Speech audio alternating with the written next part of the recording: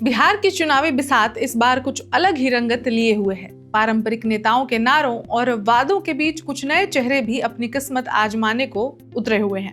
ये वे लोग हैं जिन्होंने अपने क्षेत्रों में खूब नाम कमाया है। कोई आईपीएस अधिकारी, तो कोई डॉक्टर, तो कोई इंजीनियर, तो कोई भोजपुरी सिनेमा का चमकता सितारा। नमस्कार, मैं हूं ऋचा पराशर और आज मैं आपको बिहार चुनाव में मैदान पर उतर चुके उन सभी दिग्गजों से रूबरू कराऊंगी जो अब तक अपनी अपनी क्षेत्र के माहिर हैं और अब राजनीति में दंगल करने उतरे हैं। बिहार की राजनीति में अब इनकी भी धमक सुनाई देने वाली है। चुनावी सरगर्मी अपने चरम पर है। पटना की गलियों से लेकर सुदूर गांवों तक हर जगह बस चुनाव की ही चर्चा है। दल बदल, गठबंधन और उम्मीदवारों के चयन को लेकर गहमा गहमी का माहौल। इसी बीच ये खबर जंगल में आग की तरह फैल चुकी है। इस बार कई जाने माने पेशेवर भी चुनावी अखाड़े में उतर चुके हैं। आईपीएस अधिकारियों की बात करते हैं सबसे पहले, क्योंकि इस चुनाव में डॉक्टर, इंजीनियर के साथ आईपीएस और भोजपुरी स्टार्स मैं आपको ऑलरेडी बता चुकी हूँ। सभी अपनी किस्मत आजमाने मैदान में उतर चुके हैं। आईपीएस अधिकारियों की बात करें तो पूर्व आईपीएस आनंद मिश्रा, जो असम मेघालय कैडर के रहे हैं, वो अब बिहार की मिट्टी में अपनी राजनीतिक जड़ें जमाने आ रहे हैं। इनफैक्ट आनंद मिश्रा बिहार में ऑलरेडी एक नामचीन चेहरा है। आनंद मिश्रा पहले लोकसभा चुनाव भी लड़ चुके हैं बक्सर से और इस बार उन्हें उसी जगह से विधानसभा में टिकट दिया गया है, वो भी एनडीए गठबंधन के द्वारा। उनकी छवि एक कड़क और ईमानदार अधिकारी की रही है। दूसरी ओर डीजी पद से रिटायर सुनील कुमार जेडीयू के टिकट पर दूसरी बार ताल ठोक रहे हैं। पिछली बार मिली सफलता ने उनके हौसले बुलंद कर रखे। अब एडीजी के रैंक के अधिकारी जयप्रकाश सिंह और डीजी रैंक से सेवानिवृत्त आरके मिश्रा को प्रशांत किशोर की जनसुराज पार्टी ने अपना उम्मीदवार बनाया है। वहीं आईजी पद से वीआरएस लेने वाले शिवदीप लांडे ने निर्दलीय उम्मीदवार के रूप में अपनी किस्मत आजमाने का फैसला किया है। जनता के बीच उनकी छवि एक जनसेवक की रही है और उन्हें उम्मीद है कि लोग उनके काम को पहचानेंगे और सराहेंगे। केवल पुलिस अधिकारी ही नहीं, बल्कि सफेद कोट वाले डॉक्टर्स भी राजनीति के मैदान में उतर चुके हैं। बिहार शरीफ से बीजेपी के टिकट पर डॉक्टर सुनील कुमार चुनाव लड़ रहे हैं, जबकि परबत्ता से डॉक्टर संजीव कुमार मैदान में है। जनसुराज पार्टी ने तो डॉक्टरों को टिकट देने में रिकॉर्ड ही तोड़ दिया है। कुल 16 डॉक्टर, इनमें आईजीआईएमएस के पूर्व निदेशक डॉक्टर अरुण कुमार, जाने माने शिशु रोग विशेषज्ञ doctor Lalbabu Prasad, retire medical officer doctor Shashi Shekhar Sinha और गया जी के प्रसिद्ध डॉक्टर अजीत कुमार जैसे दिग्गज शामिल हैं। इन सभी का मानना है कि वे अपनी विशेषता का उपयोग समाज की बेहतरी के लिए कर सकते हैं। इंजीनियरों ने भी अपनी तकनीकी दक्षता को राजनीति में आजमाने का मन बना लिया है। कांटी से इंजीनियर अजीत कुमार, बाराचट्टी से इंजीनियर हेमंत पासवान और अलौली से अभिशांक कुमार चुनावी रण में हैं। वे अपने क्षेत्रों में विकास की नई इबारत लिखने का सपना देख रहे हैं और पूरी तैयारी में मैदान में उतर चुके हैं। अब फिर बात आती है भोजपुरी कलाकारों की, जिनकी चमक ने बिहार और पूर्वांचल को हमेशा रोशन किया है। मैथिली ठाकुर, रितेश पांडे, सीमा सिंह, विनय बिहार और सुपरस्टार खेसारी लाल यादव जैसे नाम इस बार चुनावी मैदान में हैं। इनके गानों और फिल्मों ने जनता के दिल में पहले से ही जगह बनाई हुई है। अब वे सीधा जनता की सेवा करने का सपना देख रहे हैं। खेसारी लाल यादव की रैलियों में भीड़ उमड़ पड़ती है। लोग उनके गानों पर झूमते हैं और उनके भाषणों को भी बड़े चाव से सुनते हैं। इस बार राजद से वो छपरा से चुनाव में उतरने की तैयारी में है और उनका मानना है कि वे जनता के बीच से आए हैं और उनकी समस्याओं को बेहतर तरीके से समझते हैं। चुनावी महासमर की शुरुआत हो चुकी है। ये नए चेहरे अपने अपने क्षेत्रों के महारथी अब बिहार की राजनीतिक दशा और दिशा बदलने को तैयार है। इस खबर में इतना ही, लेकिन इस बार बिहार का चुनाव बहुत मजेदार रहने वाला है। बिहार चुनाव के टिकटों के बंटवारे को लेकर के महागठबंधन और एनडीए के बीच में कार्यकर्ताओं का ही दिल नहीं टूटा है। तमाम उन बड़े नेताओं के बेटे बेटियों का भी दिल टूटा है, जिनको बड़ी उम्मीद थी कि टिकट मिलेगा।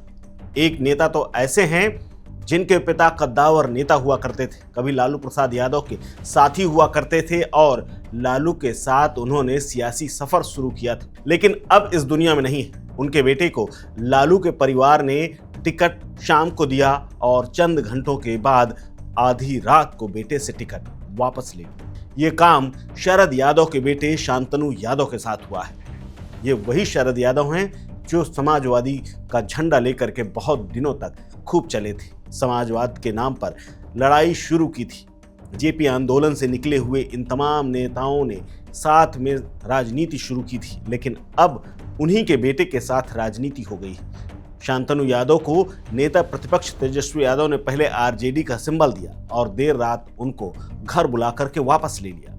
शांतनु यादव को रात के करीब 11:30 बजे बुला करके टिकट दिया गया और उसके बाद उन्हीं से वापस लेकर के प्रोफेसर चंद्रशेखर को टिकट दे दिया गया। इसके बाद मधेपुरा की धरती एक बार फिर से सियासी उबाल में है और शांतनु बेहद गुस्से में है। टिकट देने के बाद वापस ले लेने के मामले को लेकर के शरद यादव के बेटे शांतनु यादव ने अपनी राजनीति को लेकर के बड़ा बयान दिया है। शांतनु यादव ने अपने खिलाफ राजनीतिक साजिश होने का आरोप लगाते हुए कई बातें कही। शांतनु ने अपने सोशल मीडिया अकाउंट पर ये लिखा है और एक बाकायदा तस्वीर भी शेयर की है जिसमें उनके पिता शरद यादव तो दूसरी ओर वो खुद खड़े हैं, वहीं तेजस्वी यादव बीच में, जिन्होंने शांतनु यादव के हाथ को ऊपर उठाया हुआ है।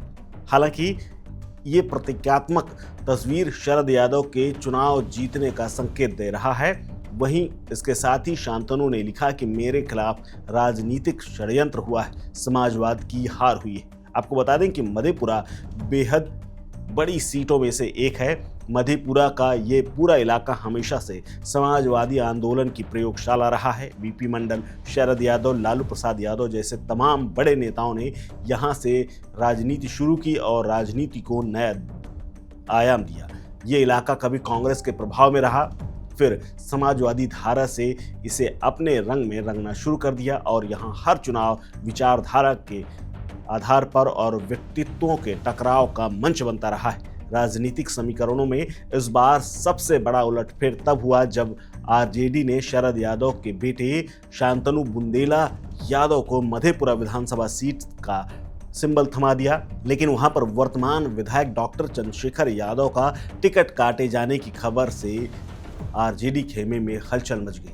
चंद्रशेखर ने खेल खेलना शुरू किया और उसके बाद तमाम गुणागणित किए और बाद में टिकट हासिल करने में कामयाब भी रहे। सियासी गलियारों में अब चर्चा ये है कि क्या ये निर्णय लालू यादव की रणनीति का हिस्सा है या फिर संगठन के भीतर की खींचतान का ये परिणाम। जानकार मानते हैं कि ये कदम आरजेडी की डैमेज कंट्रोल नीति का हिस्सा हो सकता है ताकि स्थानीय नाराजगी शांत हो सके। मधेपुरा में ये संघर्ष सिर्फ एक सीट का नहीं है बल्कि समाजवाद बनाम यादवों की वैचारिक जंग का रूप भी लेता हुआ नजर आ रहा है। राजनीतिक पंडित मानते हैं कि ये चुनाव तय करेगा कि कोसी का ताज किसके सिर सजता है। इसी बीच में शरद यादव की बेटी सुहासिनी यादव ने भी अपने भाई का पक्ष लिया है। सुहासिनी यादव ने सोशल मीडिया पोस्ट में आरजेडी और लालू प्रसाद यादव के साथ उनके संबंधों पर गंभीर सवाल खड़े कर दिए। शुक्रवार को सुहासिनी यादव ने अपने एक्स हैंडल पर एक पोस्ट लिखा जिसमें किसी का नाम नहीं लिखा, बिना नाम राजद का लिए हुए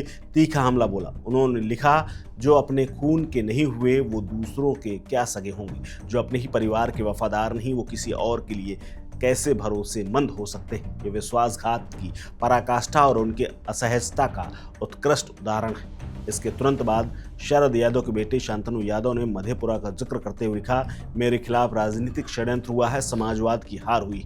ये घटनाक्रम इसलिए महत्वपूर्ण है क्योंकि शरद यादव और लालू प्रसाद यादव की दोस्ती और दुश्मनी बिहार की राजनीति का एक अहम अध्याय है। शरद यादव ने लालू यादव को अपना बड़ा भाई मानते हुए उन्हें मुख्यमंत्री की कुर्सी तक पहुंचाने में किंग मेकर की कभी भूमिका निभाई थी। हालांकि 1997 में जनता दल के अध्यक्ष पद को लेकर के दोनों के रास्ते अलग हो गए और लालू यादव ने आरजेडी का गठन कर लिया। इसके बाद मधेपुरा की धरती दोनों के बीच राजनीतिक वर्चस्व की लड़ाई का गवाह बनती रही।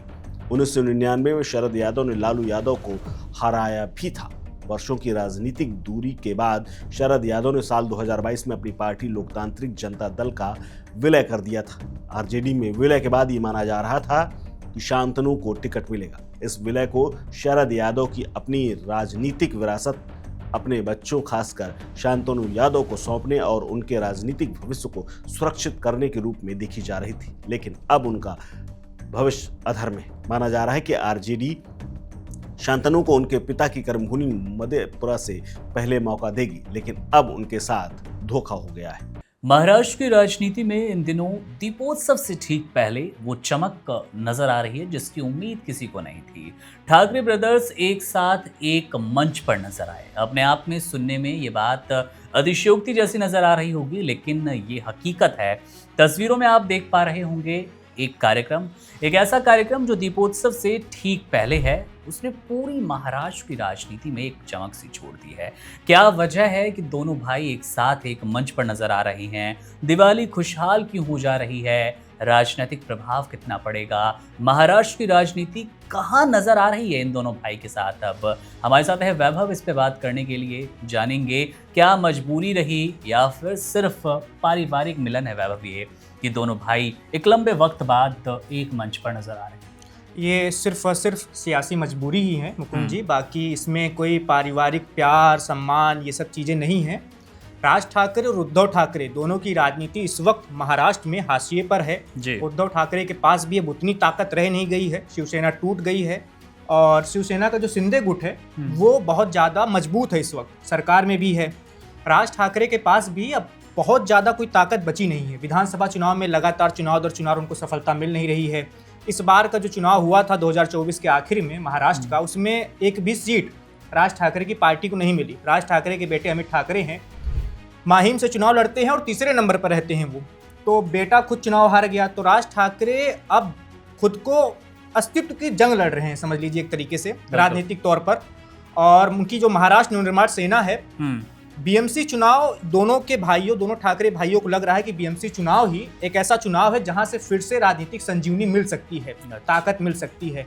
उद्धव ठाकरे, राज ठाकरे इसीलिए साथ आ रहे हैं। बीएमसी चुनाव हो गया या और भी जो निकाय के चुनाव होंगे महाराष्ट्र में, उसमें किसी तरह से अपनी राजनीति बचा ली जाए, अपनी ताकत बचा ली जाए और थोड़ा बहुत प्रभाव वापस हासिल किया जाए। जो प्रभाव शिवसेना का पहले हुआ करता था महाराष्ट्र में, खासकर मुंबई और ठाणे की राजनीति में, बाला साहब हुआ करते थे तो तूती बोला करती थी, और बीएमसी में शिवसेना कई दशकों से सत्ता में काबिज है।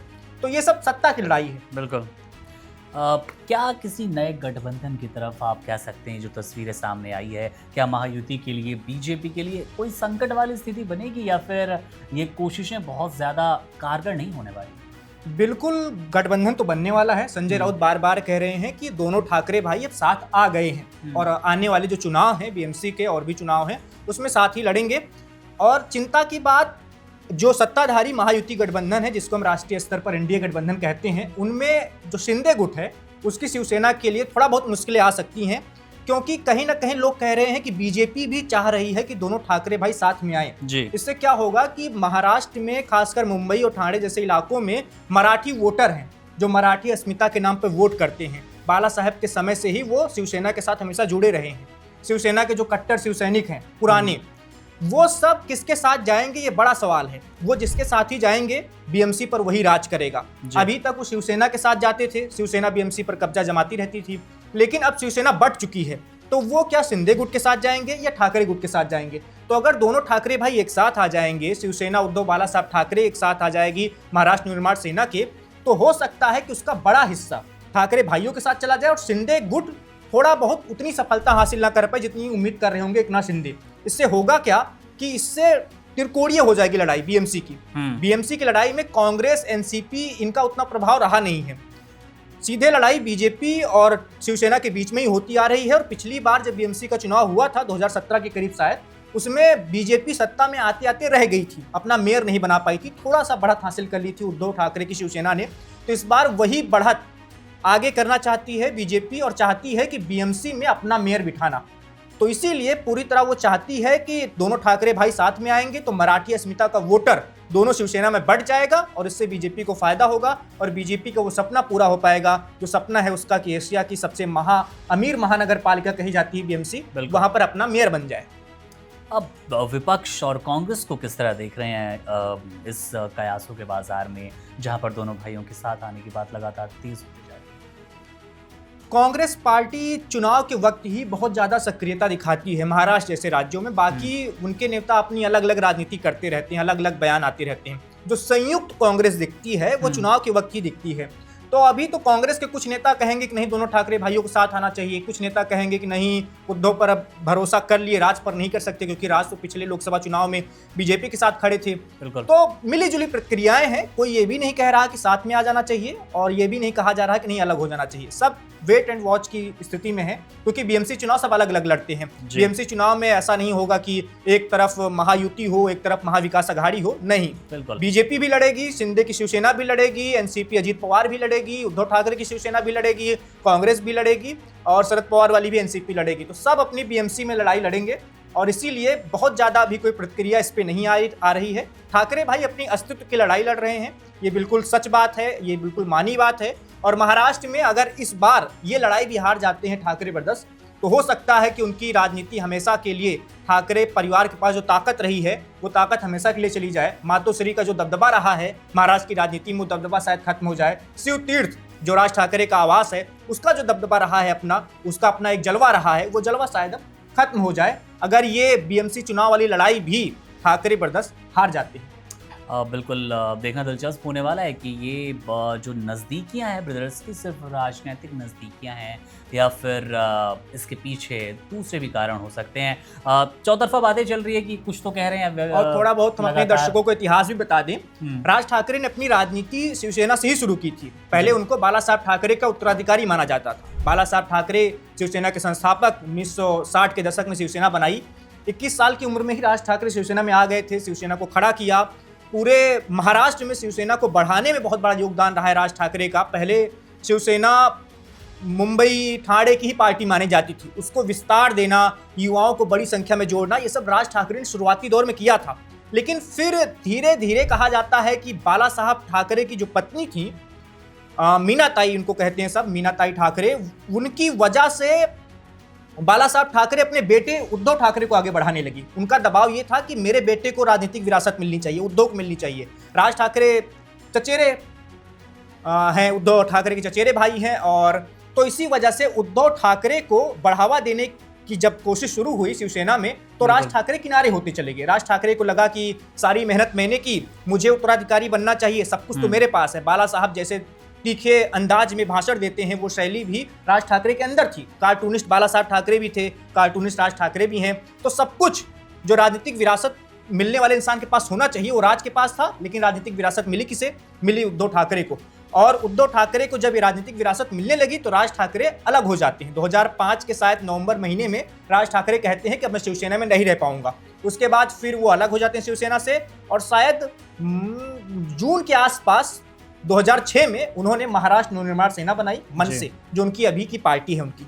तो ये शिवसेना का इतिहास रहा है। और दोनों ठाकरे भाइयों में कैसे टकराव हुआ, उसके बाद लगातार दोनों एक दूसरे पर हमलावर रहे, एक दूसरे के खिलाफ बहुत ज़्यादा ही निचले स्तर तक जाकर बयानबाजी भी की। और इन बयानबाजियों के बाद जब लगा कि अब कुछ नहीं बच रहा है तो दोनों साथ भी आ जा रहे हैं। चलिए देखते हैं कि ये सिर्फ साथ आना तस्वीरों तक ही सिमट जाएगा या फिर इसके असल में कुछ मायने निकलते हैं।